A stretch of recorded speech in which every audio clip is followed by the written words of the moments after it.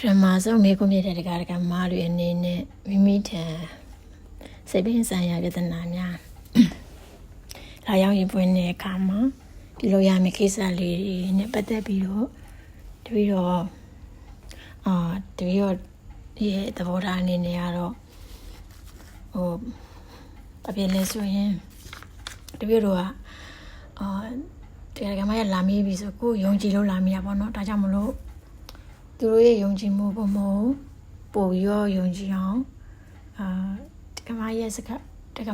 မရဲ့စကားတွေကိုတခြားလူမသိရဘူးပေါ့နော်ကိုကလို့ဝတ်ထားနိုင်အောင်လေကိုကပြင်ဆင်ရမယ်ပေါ့နော်ဒီစကားတွေကိုတခြားဘယ်သူစီမမရအောင်ကိုကပြင်ဆင်ရမယ်အဓိကကတော့တပည့်တော်တို့အရင်ဆုံးပြင်ဆင်သင့်တယ်ပေါ့နော်အဲ့ဒါကိုတော့နားလည်ရင်ဘာတွေပြင်ဆင်သင့်လဲဆိုလို့ရှိရင်ပထမဆုံးဒီသူတို့ပြောသမျှစကားတွေမှာကိုကခါလေးကျရင်စိတ်ပေါ့နော်စိတ်ကိုပြင်ဆင်ရမှာပေါ့နော်တပည့်တော်တို့ကပထမစိတ်ကိုပြင်ဆင်ရမယ်ပြီးလို့ရှိရင်သူတို့ကယုံကြည်ပြီးပြောတဲ့စကားတွေကိုတပည့်တော်တို့ကဘယ်သူမှ share နေမလုပ်ဖြစ်အောင်ကြိုးစားရမယ်ပေါ့နော်လိုဝတ်ထားပြရမယ်လိုဝတ်ထားပြရမယ်ဆိုတဲ့ဒီစီကံပေါ့အသစ်ပေါ့နော်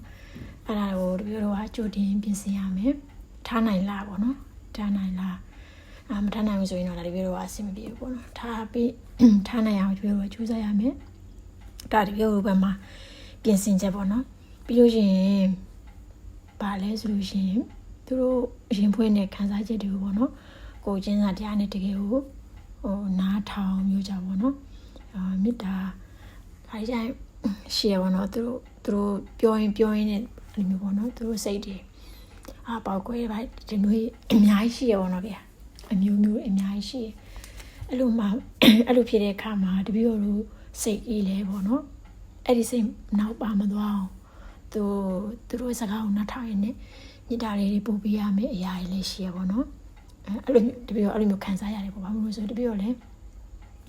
ဒီလိုမျိုးတပည့်တော်စီလာပြီးတော့ရင်ဖွင့်တဲ့လူတွေအများကြီးရှိရဆိုတော့လေတပည့်တော်ပြင်ဆင်ခဲ့တဲ့အရာတွေပေါ့နော်တပည့်တော်ပြင်ဆင်ခဲ့ရဆိုပြီးလို့ရှိရင်ဘာဖြစ်လို့ဆိုတပည့်တော်ကောင်းစင်လေးသင်္ကန်းတက်တဲ့အခါမှာသူတို့ရှယ်ရတဲ့ဘုရားကတော့အကြံဉာဏ်တွေပေးတာပေါ့နော်အကြံဉာဏ်တွေပေးတာမပေးရဘူးပေါ့သူတို့အကြံဉာဏ်တွေမပေးရဘူးသူတို့စကားကိုပဲအရင်ဆုံးတပည့်တော်ကနားထောင်ပေးနိုင်တဲ့စွမ်းရည်ပေါ့နော်ဒီဥစ္စာကိုတပည့်တော်ကပြင်ဆင်ရမယ်ပေါ့ပြီးလို့ရှိရင်အကြံဉာဏ်တွေမပေးမိအောင်ပြီးလို့ရှိရင်ဘာလို့ဆိုရင်ခါရရင်စကားပြောရင်းကနေပြီးတိုက်ဆိုင်တာရှိရပါတော့တိုက်ဆိုင်လို့ရှိရင်ပြောကိုယ့်ရဲ့စိတ်မှာအထင်မှာအဲ့မှာစကားကိုဖျက်ပြီးပြောချင်လာရတဲ့အရာတွေရှိရပါတော့အဲ့မျိုးဒီပြောတော့မလုံးသင့်ဘူးပေါ့ပြီးရင်သူတို့ပြောနေတဲ့အခါမှာဒီပြောတော့ဒါစကားလည်းမပြောဘဲနဲ့ပေါ့နော်သိခံတာကိုကြိုးစားရမယ်ပေါ့နော်ဒီပြောတော့ဒါကြိုတင်ပြင်ဆင်ရမယ်အရာတွေပေါ့သူတို့ရဲ့စကားဖြတ်မပြောအောင်ဒီပြောတော့သိခံပြီးတော့ကြိုးစားပြီးနှာထောင်ပေးရမယ်ပေါ့နော်ပြောရှင်သူတို့ဒါလည်း respect ပေါ့နော်လေးစားမှုပေါ့နော်သူဘာဖြစ်လို့လဲဆိုတော့ तू ကယုံကြည်လို့မှတပည့်တော်ကပေါ့နော်ဝင်ဖွင့်တာဆိုတော့လေဒါတပည့်တော်ကလည်း respect ထားပြီးတော့သူတို့စကားဖြတ်ပြီးတော့ကိုယ်ဆရာကြီးလိုမျိုးမဟုတ်ဘဲနဲ့ပေါ့နော်ဒီလိုပုံဝင်လေးပြောလို့ရတဲ့လူတယောက်အနေနဲ့ဒါခံစားပြီးတော့ပေါ့နော်ဒီလိုမျိုးရှိနေပေးတာပို့ပြီးတော့သူ့ရဲ့စိတ်တကားပိုပြီးပွင့်နေပေါ့နော်ပိုပြီးပွင့်စီတယ်လို့ဒီမျိုးခံစားရတယ်ပြီးရင်သူပြောနေတော့မှာပေါ့နော်သူစိတ်လေးအေးချမ်းအောင်ဒီပြောတော့စိတ်ကိုယ်ကလည်းစိတ်ဖွင့်ပြီးတော့ပေါ့နော်သူတည်ချာလေးကိုင်းချင်းစားတဲ့စိတ်ကလေးနဲ့နားထောင်ပေးနေတယ်ဆိုရဲပေါ့နော်ဒီအမူအရာလေးရှိရပေါ့နော်ဒီလိုမျိုးလေးနားလည်းပေးနိုင်တယ်သူပြောတဲ့ຢာတွေကိုနားလည်းပေးနိုင်တယ်အဲ့လိုမျိုးပေါ့အဲ့လိုမျိုးလေးတွေ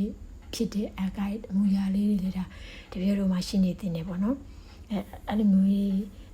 ပြင်ဆင်ထားရမယ်လို့တော့တပည့်တော်ဒါပထမဆုံးမိကိုအနေနဲ့ပေါ့နော်နားလေတင်ပထမဆုံးနေနေရတာသူတို့ဘက်ကမဟုတ်ဘူးတပည့်တော်ဘက်မှာပြင်ဆင်ရမယ့်အရာတွေကိုတပည့်တော်ကတော့ဒါဘယ်လိုလဲဝိညာဉ်ချင်းဖြစ်ပါတယ်တပည့်တော်လည်းဒါ